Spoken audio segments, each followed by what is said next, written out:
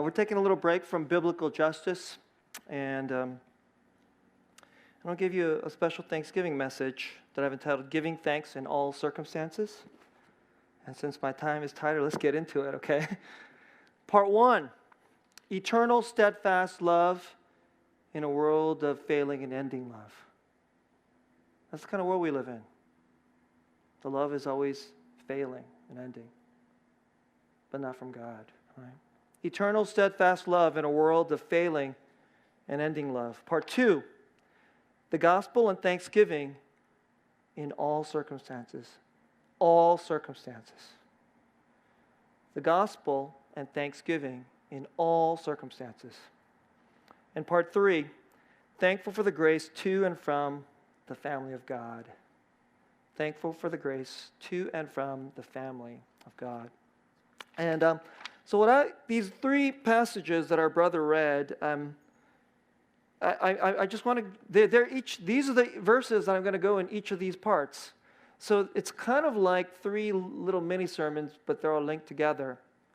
And let's start with this first one, Psalm 136. Give thanks to the Lord, capital L-O-R-D is Yahweh. Give thanks to Yahweh. This is the verse I read at the beginning of our service. For He is good. His steadfast love endures forever. I don't know if you know this, but this words, He is good. His steadfast love endures forever. Do you know that this verse is in the Bible a lot of times? It's not just here. It's in the Bible a lot. And this whole theme of give thanks, I could have literally handed you more than 100 verses on giving thanks. So it's one of the huge themes of the Bible. Are you a thankful person, and do you give thanks, especially to God, for what He has done, what He will do, what He is doing? And do you see who He is? And this is as great a summary. I mean, these words, give thanks to Yahweh for He is good. His steadfast love endures forever. Give thanks to the God of gods, for His steadfast love endures forever. Give thanks to the Lord of lords. His steadfast love endures forever. You know, this is, not every year is, we have Thanksgiving, and I actually think this is one of the most important holidays. And in America, we're becoming increasingly a post-Christian and secular nation, and so Thanksgiving is like, it's about food or something. It's about food and football and family, and of course those, I like food and football and family, so that's a good holiday, even if you don't believe in God. But if you believe in Jesus, Thanksgiving is not a secular holiday. Thanksgiving, it connects you to the most important reality that there is. And I hope you think of this. His steadfast love endures forever. Now, 2020, let's just be honest, this year stinks. It's an awful year. I hope you haven't lost your job, or you're not fearful of losing your job, or I hope you yourself haven't gotten sick, or you have a loved one who has gotten sick, or even worse, a loved one who has died, right? That is just looming over our heads over so many people. And we don't live, quote unquote, normal lives, and even if you are healthy, we live in fear. We live in separation. It's called social distancing, but I think this is just practiced loneliness. It's really what it is. And this physical separation is a constant reminder to us that you're on your own, man. You're on your own, woman. And it's just a matter of time before life is filled with a valley of hardship, of tears, and it's going to be filled with letdown. Now, I know this sounds really depressing, but, isn't that how you feel? Maybe you don't feel that way every day, but you feel that Monday you feel good, but on Tuesday, in the middle of the afternoon, it feels something more like this. And, I want to say this. Do you believe this word? I'm not just saying this to you if you are not a believer in Jesus. If you don't believe in Jesus, you're like, well, these are unbelievable words. Yahweh is good. His steadfast love endures. It endures forever. If you go through life, I know a lot of people, I can say this to you, but I don't think a lot of people actually believe this, okay? Especially in Silicon Valley. We live in an intensely worldly city. We always think if you want your life to be good, first you must have really great health. Two, hopefully you're really good looking or can make yourself look halfway okay, good looking, okay? If you weren't born with super looks. And then you find some person who quote unquote loves you, who is healthy and good looking, and then someone will be there for you. But it's just a matter of time before it turns into a 2020 valley of crappiness. And we always think if you're good looking and you got the money and everything's all looking up, and then I'll be happy and I'll have a good life. But actually, the real truth of it is, what makes for a good life is if somebody loves you. And if they will love you when it's bad. And they won't stop loving you when you're bad. When everything turns really bad and you yourself are no good, will that person still love you? If you have somebody in your life like that, you are living a good life. Well, let me tell you something else that just is so depressing, but it's true. That person could leave. That person might decide to stop loving you. And their love won't be so steadfast. It will stop. Or what if you have somebody so great in your life, you just know they're not going to stop loving you. Okay? I mean, I think my wife is like that. I think I would have to seriously screw up royally, spectacularly, and she won't stop loving me. But here's something else. She's human. She's mortal. She can get sick. She can get into a car accident, and she will die. And then her love, which to me is as steadfast, when I see it in my life, is as steadfast as anybody in my life. And probably when I compare around, I'm like, oh, you guys out there, you should get a wife like mine. Not the way she looks or how smart she is. Will she love you steadfastly? But you know what? So I roll this little tape in my mind every now and then. And I've talked about this for those of you who know me. I'm not afraid of having less money or growing old or even dying. But I am afraid of losing my wife. So here is this profound, steadfast love. And what if it ends? I think about, do I have a comeback? Can I have a comeback if that happens? And I would like to think I do have a comeback. But if I'm really honest with you, I'm not sure. I think it might be such a profound wound, I'll never be the same again. But out of the Bible, here are these words. His steadfast love endures forever, forever. That means no matter what. The gospel tells us something. These words are like, this is not exactly the gospel because it hasn't told us how his steadfast love endures forever. But this is sort of like the prelude. This is really what you get out of the gospel. There's a God who made it, who did something for you, for me, offered it to you, for me, so that the love will never, ever, ever go away. It's yours forever. And so even when you and I are bad, even when we're awful, we sin, even if you screw up so badly, your wife stops loving you, your dad stops loving you, your friends leave you.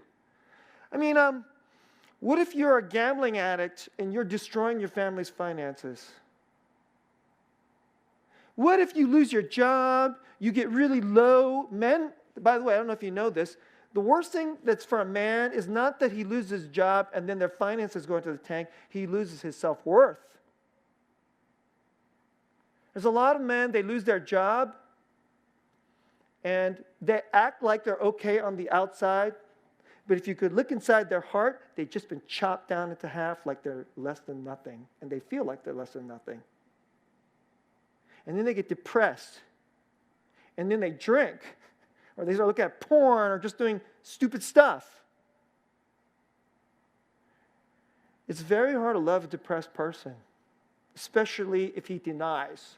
You know, like men are like great deniers, fakers. And then what if his wife just gets tired of that? 1 year, 2 years, 3, 4, 5 years later, he's not trying to work anymore.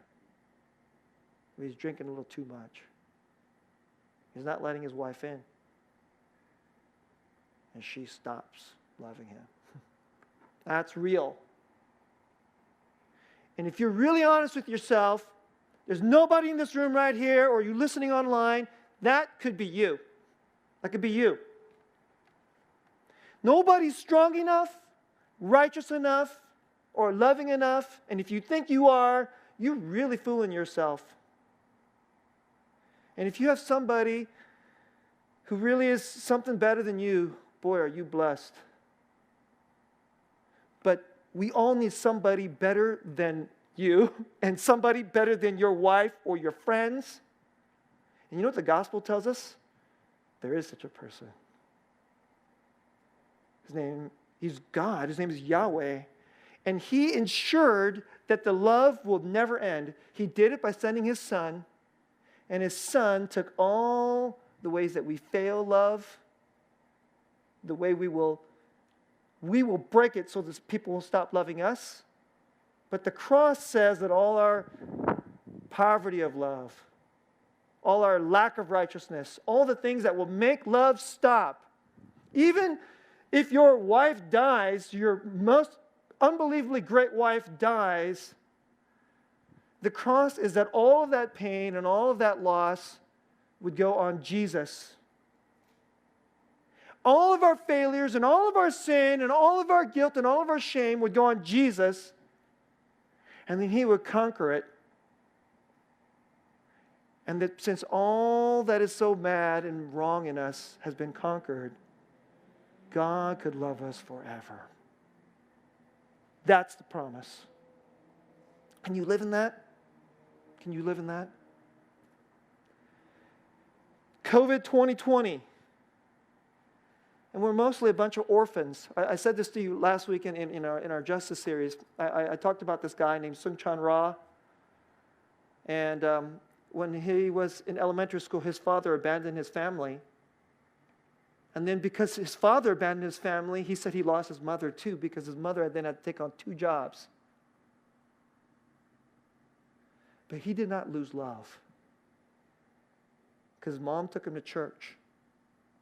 And everybody today just dumps on church because they only just look at it as half empty, and they see hypocritical people, which is, it's not like church is the only place to find hypocritical people. You go to work and you will meet hypocritical people, all right?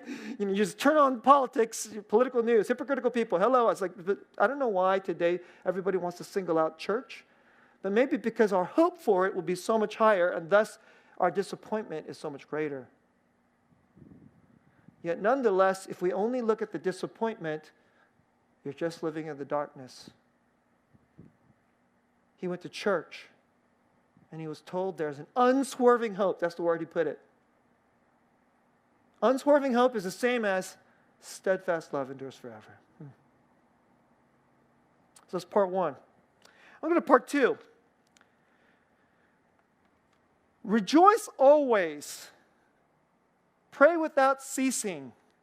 Give thanks in all circumstances, for this is the will of God in Christ Jesus for you. 1 Thessalonians 5:16-18. How can you live inside of this kind of truth? They're simple little verses. Rejoice always, pray without ceasing, and give thanks in all circumstances. This is God's will. If you're in Christ Jesus, this is God's will. So I want to offer this to you. Rejoice always, pray without ceasing, give thanks in all circumstances. What if you're dad is dying of COVID? What if your kid is sick from COVID? Rejoice always? Are you serious? What if you lost your job and you think you're going to get evicted out of your apartment? Rejoice always? Are you serious? But here's where the gospel is so important. What's the most important fact in your life? What's the biggest, most important truth in your life? Is it that you're jobless? Is it that somebody has COVID? Is it that your wife is loving you less? Are these the most important facts in your life? Is it that because you lost your job, you have this, this tape that goes on? I'm sorry for you young people. A tape was an old. Okay, this CD. Sorry, we can't use that. It's stuck. I'm not worth anything. Nobody thinks I'm worth anything. Is that the biggest fact in your life? Or is it Jesus conquered all things, every horrible thing, your sin, your guilt, people's sins against you, people's hypocrisy, all the bad things that can happen in life, even if somebody who loves you dies, is that the biggest fact of your life? This steadfast love which endures forever, never, ever, ever, ever, ever will stop. Is that the biggest fact of your life? I want to offer this to you. If this is the biggest factor of your life, the fact of your life, even when you're not feeling it. We live in this era where everybody thinks our feelings tell us the truth. Let me tell you, your feelings lie. Your feelings are dumb. I just love you, babe, so much. Let's get married and we'll love each other for the rest of our life. That's not true. Your feelings said that to you, but in 2 weeks you're going to have a fight and you're not going to be feeling love for your wife. Okay? 2 weeks later you're like, I'm not feeling it. I'm feeling a lot of hate. You know how you love her? Not through the feelings, through the biggest truth. You made a big truth. We went before God. We went before all our friends and family. We promised to love each other. You're stuck with me, babe. So, darn it, I'm going to try to forgive you. I will love you, not by my feelings,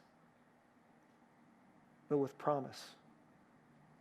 So that's wow. See? And in that, you can rejoice. See, you can rejoice in that. If somebody's ever loved you like that, my wife is great. I wake up with security all the time. When I think I'm going to fail as a pastor, I'm like, well, I got a great wife. I'm not kidding. That's one of the things. It's right up there as a consolation. If I feel like we're like, oh my gosh, this debt is terrible, and that means I'm kind of a loser, but I got a great wife. She still loves me. But what if you have a great God? Better than your wife. You can rejoice. And you know how you remember this? You pray a lot. It says pray without ceasing. You talk to this God. And you say to him things like, today, Jesus, I feel like a loser. But before you, can it be true? I don't feel this before you. But you conquered this. I'm never a loser with you. Your love is with me forever. Help me believe that. I'm not believing it right now. Because, Jesus, honestly, I suck. I'm a bad Christian. I'm weak. But the cross is the final say.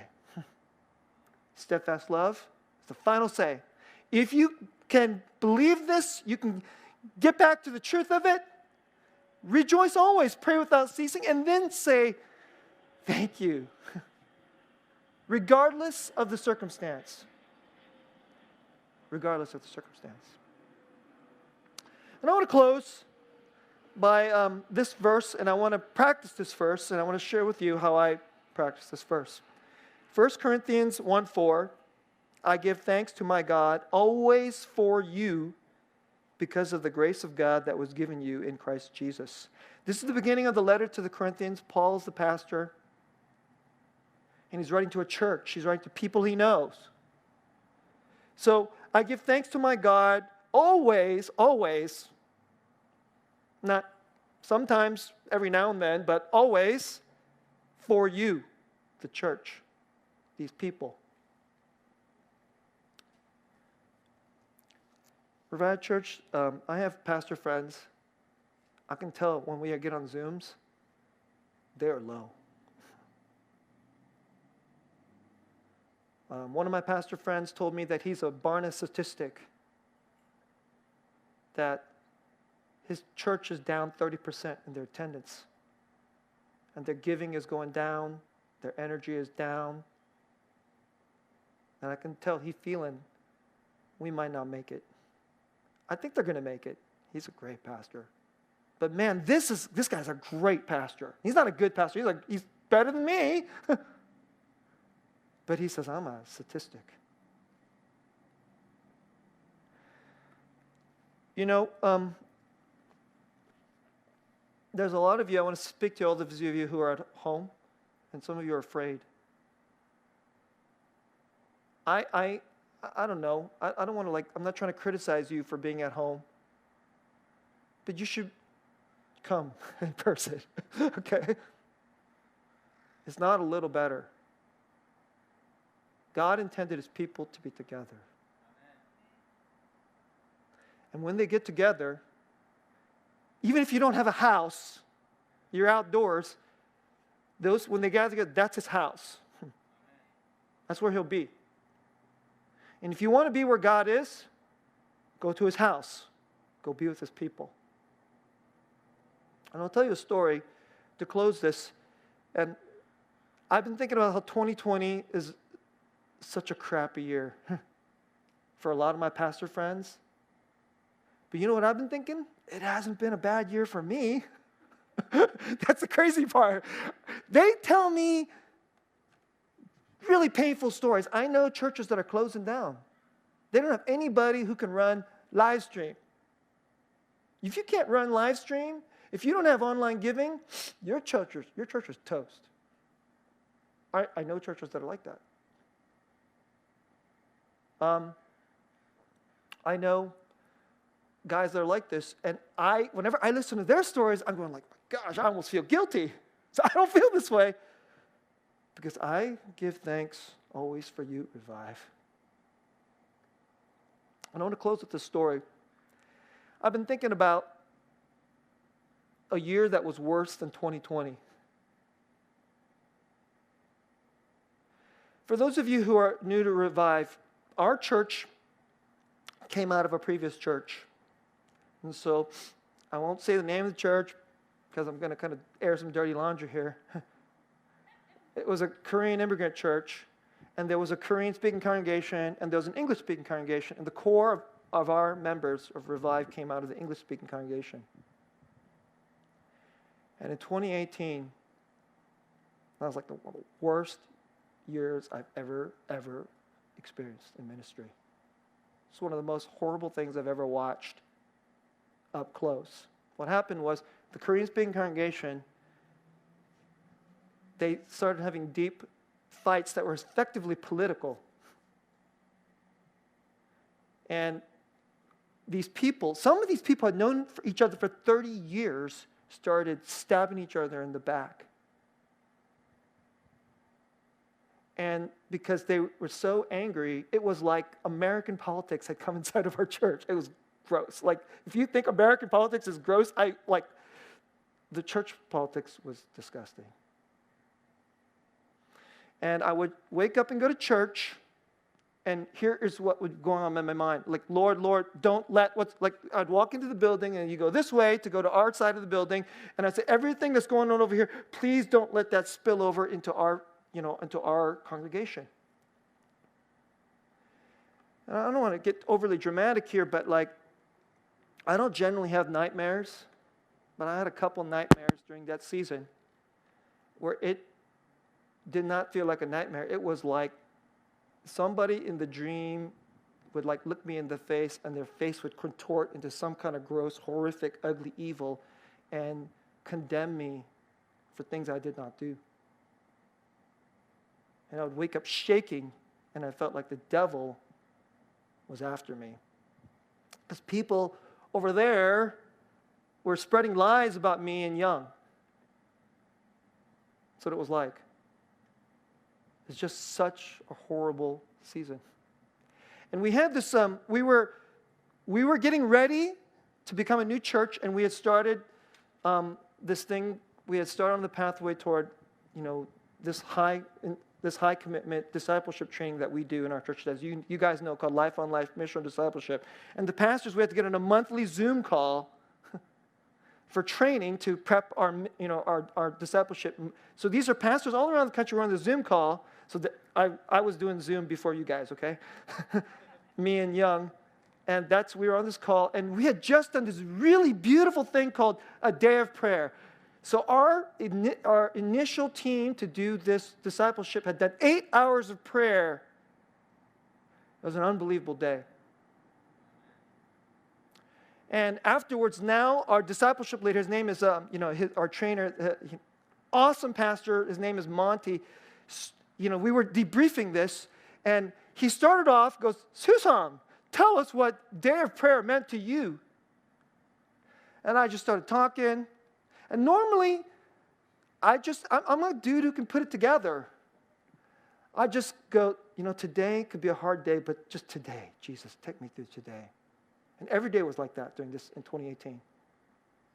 Every day was so stressful, and I just felt like the church was going to be ripped apart.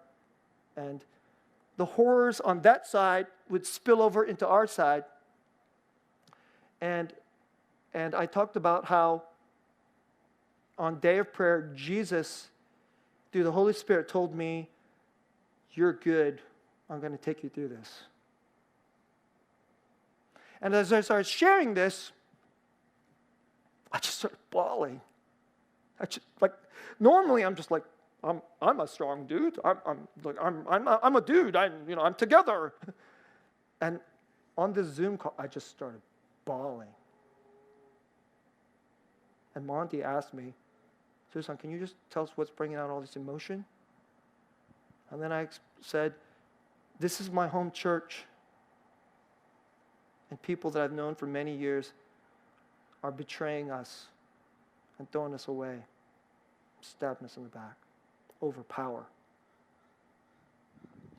And then Monty turned to Young and said, for whatever reason, Young's camera wasn't working that day. And he turned to Young and said, Young, what is your reaction to what Soosang is sharing? And then there was like this pause. As soon as Young started talking, it was immediately obvious he was bawling.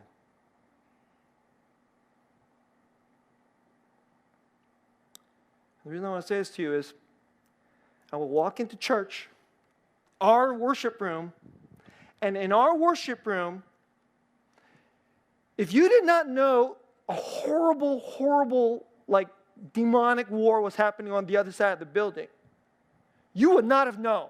You could have been absolutely new into our church, walked right into our worship room, and you would have not known all this was going on at all. It just was like, God was there. We were the house of God. The steadfast love of God was there. And it was through you. Because of exactly what this verse says, because of the grace of Jesus in you. You had received his grace, and your grace came and sustained me and Young at a time when we could have fallen apart. So, brothers and sisters, I can't wait to see you every week. And when I say it to you,